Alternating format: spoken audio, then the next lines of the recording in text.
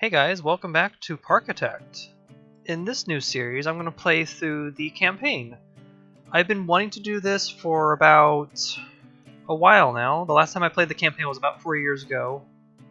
More than 4 years ago actually, I think it's about 6 years. 6 years now, because the game came out in 2016.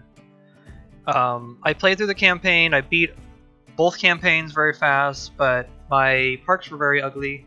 They were very slapping down rides, covering depots with basic building pieces, and I just decorated. So I wanted to do a proper playthrough like Silverette, and so that's kind of the objective of this whole series, is to just go through it like he did, just with my own building style and the way I wanted how to decorate, and maybe just do that. I know that in this playthrough, I do have the ability of having the DLCs, both of them, Taste of Adventure and Booze and Bloom, at my disposal. So I know that those maps got some updates for scenery objects and stuff like that. So like the new trees is going to be fun to use, especially like in Maple Meadows, which is the first map, by the way. So here's the first map of Maple Meadows. It just seems to be very generic, a large clearing on the frontiers of a maple forest. Okay, that's nice theming.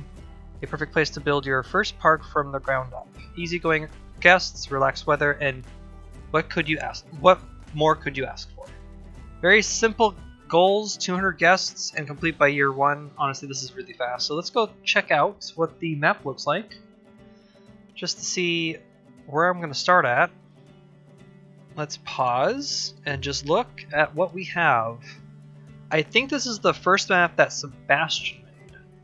So I think Sebastian made one of the campaign maps, and it seems like he did this. So it's just very generic theming. Nothing too crazy. It looks like this was the first map to test out the scenario editor, probably. And he just seems like just put rocks and some things. I saw this over here. Where was it? This is like just a stack of rocks. That's strange. What else is over? Another stack of rocks, but simple map. The depot seems to be covered up pretty well. I kind of like the style. I'm gonna maybe copy, maybe pull from it, or expand upon it. And it seems like the guests just spawned from over here. I just looked, and then I saw over here is one of the trophies. So you'll see the trophies spawn on the map as we progress through the campaign. And let's see, what do we have as rides? I don't remember. It's been a while for me. So carousel, Ferris wheel, slide, teacups. Okay, that's pretty strong. Gravitron, Twister, Wipeout. Those are still good too. Mini coaster, spinning coaster. I don't like the mini coaster, but maybe we can make a kiddie coaster of some sort that's themed to some type of thing. I think I'm gonna theme this to like a medieval village. I think that seems to be very appropriate for like a Maple Meadows type of thing, or maple trees in general. So I'm going to try to do that. No transport. Oh, Calm River rides in here. Nice. Okay, let's see what scenery we got. So it looks like we have our generic... Oh, yeah, we have the controller for the first time to our disposal. That's going to be fun. Lighting seems to be normal. It looks like I only have medieval and generic theming. Wow, it's very generic stuff. But I think I can do medieval, like village stuff. So yeah, we have the available of all the Booms and Bloom stuff, which is epic. I can do some cool trees and stuff. Yeah, it looks like we just have generic medieval. Oh, we don't have medieval props. I think we only have medieval structures. Ooh, that does hamper on the medieval stuff. Maybe that's the first thing I research. Yeah, see the medieval doors here, but not medieval props. We have the walls, I'm assuming, right? Yeah, looks like it. Yep, okay, because I know that most of the themes are like split up into two. So you have the medieval props and medieval structures. So if I did research right off the bat, I could just do decorations, but that's still random. And I could do that. I don't have to, but I think a medieval village would fit in this area. And also we have the new shapes. I have all these shapes now to play with, because when the game first came out, we only had we had cubes and no diagonals. That's it. Like no diagonal shapes. So the cubes were just normal. we had probably 2 different types of cylinders, I'm assuming. But now I have all these shapes to my disposal, and my skills of vanilla has increased significantly, and I'm really curious how I could decorate each part. That's kind of the point of doing this series. So yeah, I do like how this is gonna go. So I'm gonna start working. Let's just get into the time lapse. Okay, let's start off with the first couple things for Maple Meadows. I do want to make a correction in my intro.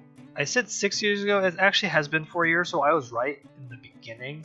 So Parkitect came out in early access 2016, and the game was released in 2018, and now we're sitting here at 2022. So it's been about 4 years since I played the campaign, so I just wanted to get that straightened out first. The first things that needed to be built or wanted to start working on was to put down a couple rides to kind of get the idea of where they are going to live, and then put down a food court of some sort, of food stand, and then trying to just build the first building to kind of get the idea of what this park's going to look like, or the medieval village. So it seems like that's the thing you should be doing inside any of the campaigns, is like you build a building to test out your theming abilities and then go from there. So that's kind of what I'm doing here with some of the basic pieces, some basic walls and stuff like that. So it is interesting to be playing in vanilla again.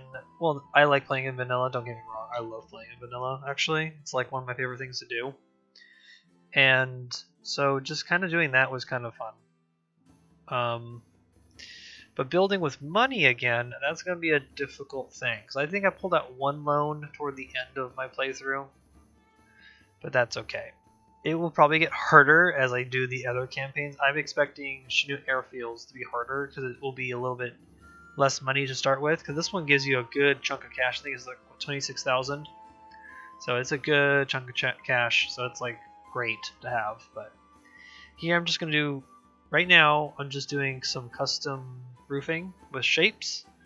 Didn't have these shapes before when the game came out, so this is cool to have these shapes at my disposal. So I really like doing this tile roofing type of thing, and it just makes it look just interesting, and just it's more time consuming, and it's just more expensive. Honestly, you really shouldn't be doing this in campaign mode, but I do it because I think it looks great, and I knew I can pull it off in this first map, Maple Meadows, because it gives us such a big cache to kind of use, and so there was no worries about it.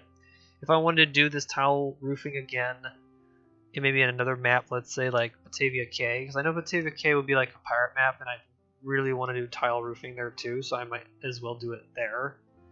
So we'll see how that works when we go later on to the other maps. But I'm just doing, I'm going to plan to do the whole campaign, and then maybe the Taste of Adventure campaign at the same time. But let's just do one map at a time. So just doing some roof, no, not roofing. That's a chimney, then some other, I don't know, detailing, and then the windows are that cube trick. So the windows are set in, I think, grid 7 and inlet in, so it's inside the window. I got this technique, I think, from Pierre. The same thing with the shutters. I got that from Pierre as well. That's a great way to kind of do windows. And I felt like making the second part of the building kind of a different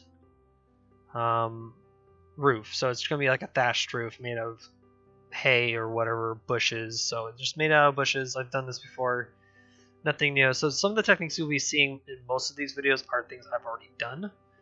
But the difference would be I haven't done it in vanilla. So I'm going to try to find out if some of the things that I've learned in Construction Anarchy and Freedom 2K, well, not necessarily Freedom 2K, but more of Construction Anarchy, if that can translate to vanilla. And I'm surprised that most of the stuff can. It's just it changes. Maybe the sizes are a little bit different, or the measurements are just a little bit more bigger or smaller depending on the pieces. But I think I can pull off most of this stuff. And it's going to make the maps look very interesting and just more unique. And it'll kind of look not vanilla for a second, and then you're like, okay, then maybe it is vanilla. It's just kind of like a trick in a way. So just kind of going over with all the stuff. So this building is going to be restrooms, and I didn't custom tile this until later because I felt like I should just do a mix of roofs. So I had tiled roofs and then it's just plain roofs, and then I felt like that was kind of out of place. So that bathroom actually gets a tile roof later.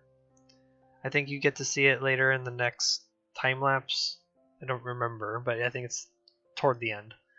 But I'm just figuring out where rides are going to go, like especially where the carousel needs to go, and I felt like maybe doing a junction for the paths to kind of go to another ride maybe, or another area.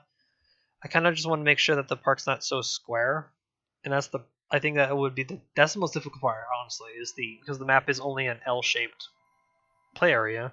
I don't want to make a very square looking park. I want to make it look organic and round and a lot of interesting shapes. So I'm trying to make sure that it looks like that and use trees and bush lines to my advantage to make it look more organic.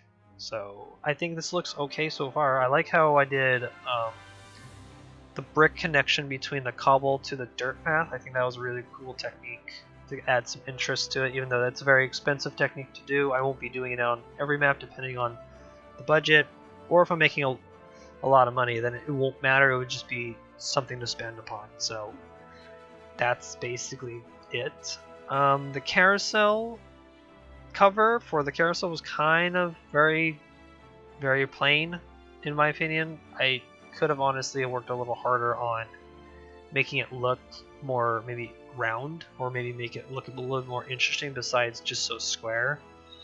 So it's really hard to make it not square, especially with how grid based the game is.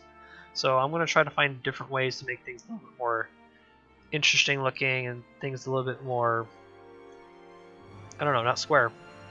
But at the end of the day, I think the cover for the carousel looks okay, and it matches the rest of the other building, even though there is no tile work on it at all. But I think it works, and it's still a carousel. It kind of tells what it is, so it worked out in the end.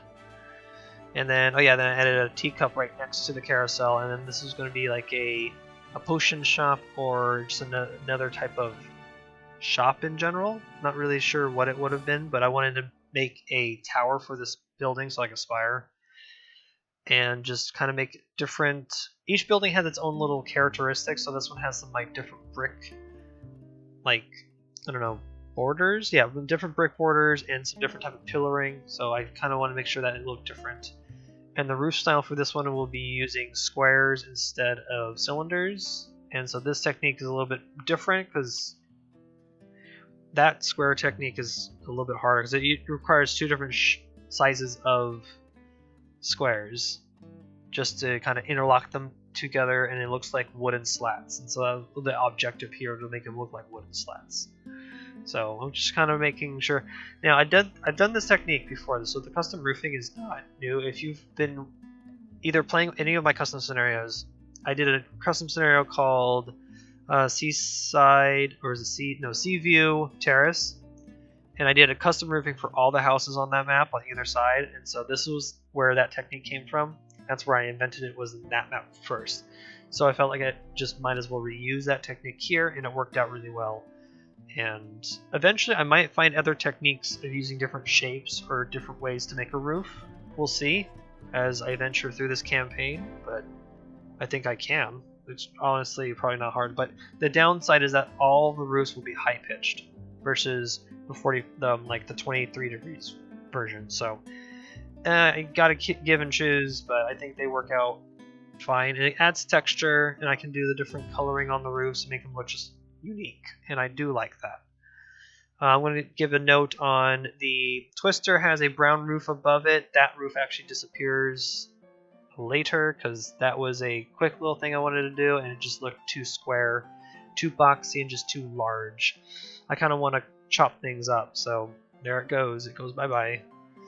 I just needed to change it, and I'm glad I changed it because I made it look like the other buildings, and I made it do an interesting thing where one of the support beams for the building, which goes over the ride, goes right into the center of the Twister, and it just kind of made it just more interesting to look at, and the Twister would just kind of go through it. So you're just going to see me work on that for a couple minutes here. Yeah, we're just going to do that. Different things in my format for these videos is that I have an actual break in the middle, so around like the 10-minute mark we're going to go and explore the park as it is and see it open, and then you'll see me talk about some other things. You'll see other things I'll talk about in that section. Right now I'm just going to work on the custom roofing for this building, add a chimney. So you can just sell, I'm just doing the same thing over and over again, but kind of is when you're trying to do roofs and stuff. I'm also trying to make it look interesting too at the same time, and also trying to make sure that I'm not as bored, because I can get easily bored when I'm doing grunt work like this, and that's why blueprinting is very helpful in a lot of these cases. But it's very time consuming doing these custom roofs, but it's so worth it in the end of the day, because when you look at it, you're like, wow, that looks pretty nice. It looks pretty unique and detailed, very detail rich, and it just adds just more interesting things to look at on a roof, especially in a game like Parkitect, because you're looking from a sky view. Roofs are very important. So I always will do the extra effort in doing that. Then let's see what else. The little details for here, like another chimney for this house that I forgot to do. And then making sure that the spouts are in for the chimneys.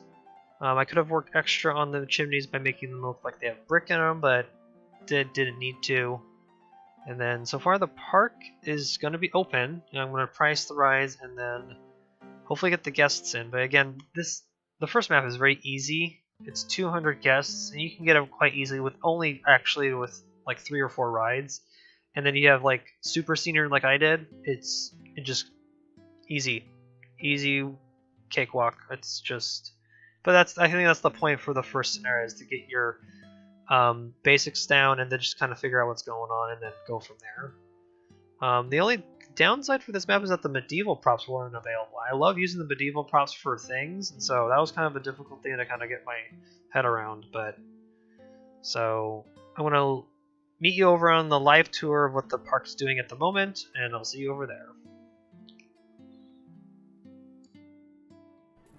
Okay, here we are in Maple Meadows so far. See how the park is running with only about 3 attractions. So far I like how the village is turning out and where it's headed. And the next plan is either to build a spinning coaster in like this general area to kind of give a center point. Maybe the coaster could go here. Let's do some painting some lines here. So maybe the coaster could be like this general area. It could also extend a little bit this way as like a turnaround. But I want the path to either go this way or to go that way. Just to go this way to kind of go into the rest of the park, and I can build some more attractions out this way. I think I'm going to add the Gravitron here. I think that would be a good spot. So let's say I put it... Oh, not Gravitron. Let's put the Wipeout. Wait, actually, what's the more intense one? Oh, the Gravitron is, but a Wipeout looks better. So let's put the Wipeout out here, actually, like this. There you go. There's a Wipeout. Let's open the ride right now so we can get some business in place. I think I have an idea of building a castle tower right here as like an outpost tower to kind of match the... Like if I make a tower that looks like this, then that's what I could do. But right now I think that would be a perfect spot for it. I think I can charge $5 for the Wipeout. But so far I'm liking where the village is headed. I do like this. This is my favorite building so far, is this little like magic shop maybe, or some type of specialty shop. But I used it as the building for the teacups. And I think I want to make a similar building of this nature, but a little bit more fanciful, maybe for the spinning coasters station, kind of like maybe like a wizard's hut or a wizard's thing. I'm not really sure. But so far the park is going. I only have 9,000, so I could take a loan out Let me see how good the loans are. This one's very large. This one's okay. But I don't think I need a huge amount of loan, honestly, for a spinning coaster. But if the spinning coaster is already built, I can open it to the public already and then build the scenery around it and all that cool stuff. But the goals so far, I don't think are... Yeah, see, I'm almost going to meet that 200 goal at this point, but I'm going to go jump into the next time lapse, and you'll see I'm going to work on a spinning coaster, and then we're going to work on some more expansion to the park. Okay, let's get on to the second time lapse.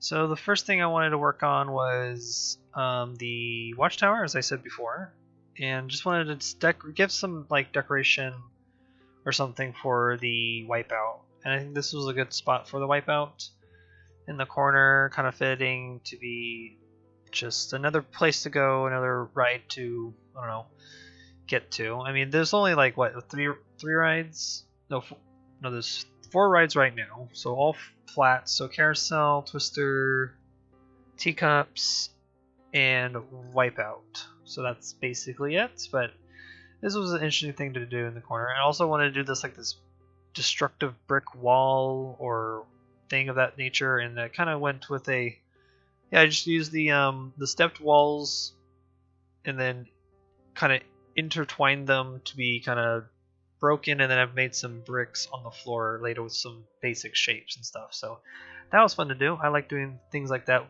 telling those stories with scenery. It's always a fun thing to do. The tower is basically made of art shapes that are, I think, size 0.75. No, sorry, not 1.75. 1.5. So yeah, it's 1.5. So it's not even at the full 2 size, but just kind of make it very basic out of shapes. Shapes are very powerful in this game. You can do a lot of little things with them. Either make interesting brick decoration, or you can make some specialized windows, all that stuff, and so I did that. So on to building the spinning coaster. I know that when Silverette made his spinning coaster, he kept with the single car ones. I think they're from Mac. Are they from Mac? Or no? I don't know. So I won't necessarily say they're from Mac because I don't know what coaster company they're from.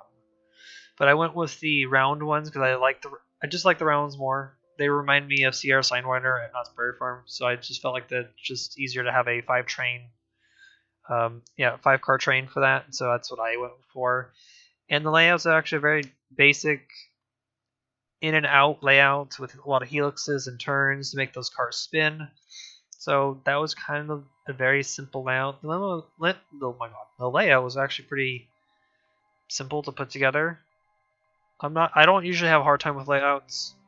I kind of just envision where it should go and then just go with it. So that's what happened here.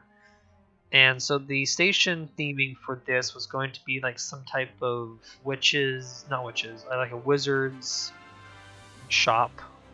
Something very mystical. And it's going to have another tower like the blue one, but I wanted to do some purple roofing just to add some more interest. I like this building the most. It's actually, I think, one of my favorites out of this one. So the base, like the bottom, would be just regular wooden pillars with the brick fence as accent, and then I used the metal roofs for the wooden floor. That piece was also great to use as wooden flooring. And then I built the roof. In the beginning, actually, this building was actually more enclosed at the second level. I'm glad I made it open air, and it just made it more open and free. So if you're trying to get away from boxy buildings, I would suggest you open them up by having a entranceway or a place where an awning would be, instead of having one gigantic wall. Unless you're going for something like city base or like a warehouse, then yeah, go for it. But in this case, I didn't want this to look like a warehouse, so I opted in just a set of walls, and it actually worked out really well. And then I custom roofed this entire thing. That was also fun. I'm also glad I also added this adjacent roof extending out right up against the tower. That actually helped out without just giving it more interest. Instead of having one plain roof across, it has now 2 roofs interlocking, and that worked out really well. So I'm just on to making custom roofing. This always takes a while. This literally took, I want to say 20-25 minutes at the most. Even with blueprinting, it helps. It goes faster, but it still takes a good chunk of my time. So I might not be doing this again. I still like it. It's relaxing and frustrating at the same time because I have to do it.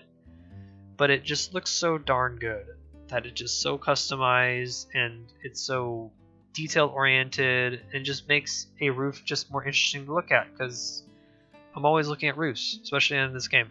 So that was fun to do, and then it just goes quick. There you go, a purple roof for maybe a magician's house or wizard's house. Wizard's house. So it's like a wizard's shop or something. So this is what it seems like what this place could be. And just doing the different tile work. You see, making it the different colors brings in all the detail that you normally wouldn't see. So I do appreciate doing that. So I did 3 different colors or tones of purple. So you have dark purple, light purple, and then like a in between the 2 adjacent tones. And then I finished the roofs off with the normal cap off with the round cylinders, because that's the connection of the tile roof. Or this is actually, I think, more of a wooden roof, because I did the square one instead of the cylinder one. That's what I think. This is more wooden than what the other one is, so this was pretty nice. And then a high-pitched roof for the tower, and then I called it good at this point. Well, actually that lowers one more section. I think I added too many pyramids. I think that was actually a little weird, so yeah, it lowered it. And that actually worked out well, and then I wanted to match that brown edging with my own brown edging with, I think those are 10.10 cubes right on there, and then I was just like, that's perfect. And then I think I added a different window set right into those windows. So those are the medieval windows from the medieval set.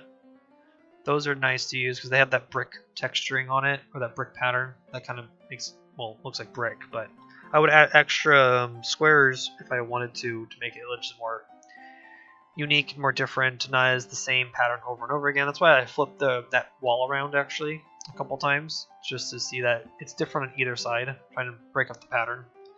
But sometimes it doesn't work. It happens. It actually works most of the time. This little shed here was going to be like the transfer track, and then I realized that I really didn't have enough room to actually make a transfer track, so I'm trying to just winging it. I want to try to focus on realism as well in the next couple maps, because I want to make transfer track areas for coasters that suggest that, okay, there is a transfer house, the coasters get put away for maintenance, or there's a way for maintenance to come in to transfer a coaster out and then go from there. And then the last thing I wanted to work on was a tavern to add an additional food court down the alleyway to use more backstage, just to continue it down. So this is what I kind of did. And then there, I won the map, because honestly it was very easy to win the map, because 200 guests, still not a lot. And I needed the cash flow to come in, so having the guests walk around and do all that cool stuff was quite easy. Just kind of let them be. And so I just put down a pretzel stand and another juice stand down the road, and then the tavern was going to be just a more unique looking tavern. I wanted a what's it called? The roof more closer to the ground, like it starts from the ground to the top. I like that. That was cool. This was also going to be custom roofed as well, because it needs to match the rest of the building. See, that's why, like, when I'm building a park, and if it's a dedicated land, most of the buildings need to keep that same trait. So each building has its own trait, as you can tell, from the white building to the building on top of the twister to the building that's for the teacups. They all match in roof style or roof type, but they all also have their characteristics. So the colors are different, or there's a different pillar accent or a different border accent. They all have their own characteristics, but yet they feel like they're part of the same village. That's what I try to do. Sometimes I miss that point, sometimes I don't. Again, I'm not perfect, but in this case, everything seemed to match pretty well. I could have maybe put a tower on this tavern. That would have been maybe an interesting thing to do, but I didn't want to just do it for the sake. Well, I just didn't do it because I was at this point the map is basically done, and I didn't feel like I didn't need to fill out the entire map to kind of make it done. So I kind of called it where, okay, I want a tavern at the end here, and then a flat ride, and then I can suggest that this park does expand later on. So maybe if after I'm done with the campaign, maybe come back to this map again and do maybe a land expansion. Like it's a couple years later, the park's been doing okay for this little theme park, and then they want to expand it into something cool. And so maybe I can do that and still play in money mode and then go from there. That would be cool, maybe. It's just an interesting way to see a park grow later, because I didn't want to force creativity out of me, because sometimes when you force creativity, things are executed poorly, and that happens to me sometimes where I'm like forced to do something. So this was more easier because I was just kind of going with it, and I liked just experimenting, placing things, and then voila, there's a tavern now, custom roofing, and man, building in rain is very, very difficult. I don't like it. I'm spoiled because I've been playing and building a scenario editor for a long time now, and so dealing with the whole rain is just annoying. Very, very annoying, but gotta work through it, do its thing, and then yeah. So as you can see, the tavern's shaping up. I like the steps of I like the different set of levels, suggesting that there's more rooms up on top. Maybe that's where all the guests go for a rest. It's a tavern, so it has to have beds and a restaurant together, stuff like that. So it kind of worked out. And there's finishing details here on top. The cool thing is that made it more of a tavern was adding these domers and then a specialized window. And that weird wooden, like angled part is actually another domer underneath that domer. They're stacked on top of each other. And adding that little wooden trim decorational detailing, that was actually really neat. And it made it look just a little bit more unique and just different in style. And then the last thing that needed to be done was to put forest and some more rocks and interesting things for the spinning coaster's layout. I actually didn't name the spinning coaster. Huh. If you guys have ideas for the name of it, shoot them in the comments. That'll be great. Because I don't normally name my coasters when I'm doing scenario mode, but that was interesting. So I'm just doing tree stuff. Some more bushes, grass, rocks, things. And this is basically, I'm calling it good. It looks great. I like the whole setup so far. And we're going to take a quick tour of the park at its how it's going and how the park's running, and then that's it. I will see you guys over there.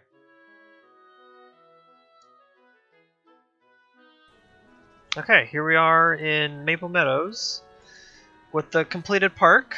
So I'm just going to show you some close-ups and things, and just show you how far the park has grown to this point. Man, it's so weird playing the game again actually in campaign mode. It's kind of interesting and frustrating at the same time. I'm enjoying it actually, which is great. I haven't touched it in 4 years. So I'm just going to show you some things that I did in the beginning. As you remember in the time lapse that I did the bathroom first, and this little restaurant, and then this flat right over here. This restaurant got a roof change because, well, I didn't feel like it matched the rest of the buildings because I kept doing custom roofing throughout all of them. So I was like, yeah, I'm gonna have to do this. I couldn't do it to this building because I feel like that would have been a little more difficult to work around. So I kind of like that this is separate from the rest of the styles. But overall, I'm pretty happy with how the whole village type-esque theming went. My favorite building is the coaster station for the spinning coaster. And I feel like this one just works really well, especially with this tower in the center, or not in the center, it's actually on the side. And then this thatched roofing of some sort, using the squares. And then I like that I put this building next to it kind of as a maintenance shed, but not really properly done. I want to try to do some more realistic stuff, or more realism in the next couple maps, but this run was kind of difficult. I did like how I did the layout for the spinning coaster, very ins and outs and helixes everywhere and amongst the trees, kind of made sense, and then water. The last addition to the map was to add a tavern, in a way. This is a tavern. I want to call it a tavern. I could put a sign here, but I don't really need to at this point. And then an additional flat ride to help with the end cap of this end area. Even though there's could be plans, let's say this park continued, they can expand out this way toward the back. But I felt like I didn't have to fill up the entire map because getting the goal of 200 guests was actually quite easy. And during the last, well, time lapse before, you already see it that it happened where I got the achievement and it's done, and then there you go. But overall, I did enjoy building this scenario. It's going to be interesting when we come up to the next couple scenarios and how more difficult it's going to get, especially with the beginning budget, because 25,000 is a lot, especially with the custom roofing that I did. I didn't struggle at all with money. I mean, I did pull out a loan. I think I pulled out one loan. Let's see. Yes, I pulled out one loan, 11,000. Like, that's not going to be nothing. I'm not going to even repay it. There's no point. With the map already done. Let me talk about some, like, I don't know, game mechanic-esque things. So I priced the spinning coaster at like $10. I think the teacups is $2. I think the Ferris wheel's at $3. I think no one wants to go on it because it's $3. So we might have to lower it to $2. Or make it free because it really won't matter. Yeah, it won't matter, really. The backstage stuff was actually pretty easy to kind of cover up because this kind of just dictates this way around and then kind of that's it. But yeah, this is Maple Meadows so far. Hope you guys enjoyed this series so far. Let's actually go back to the main menu and see what the map does.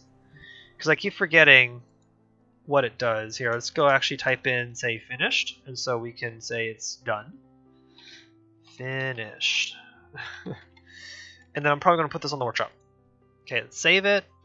And then quit. Let's go see what the map does. Because I forgot what the map does. It's been a while. There's our little trophy at the end of the map. Oh, I didn't realize this had a burial ground in it and a grave. How funny. This is really cool. And then I like how it plops down on the map. The 2 gold, and then the map reveals itself. Oh yeah, okay, so Shanu Airfield is the next map.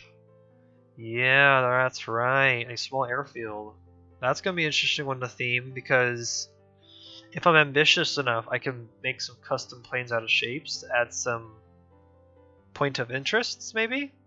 Maybe a better, like, air traffic control tower, maybe some better hangars. What other things are in airports? Lots of things. So yeah, this is going to be an interesting one. 250 is a little higher, a little harder to get. It's a little higher. Sell at least 400 park tickets, so need to get that. And then complete by year 2. Maybe I can do it in the time allotted.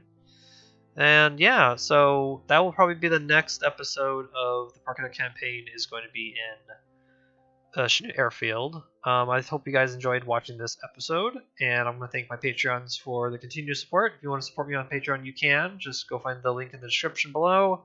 You can always find me on Twitter, Reddit, or on the Parkitect Discord if you just want to talk and hang out and stuff like that. I'm always on there.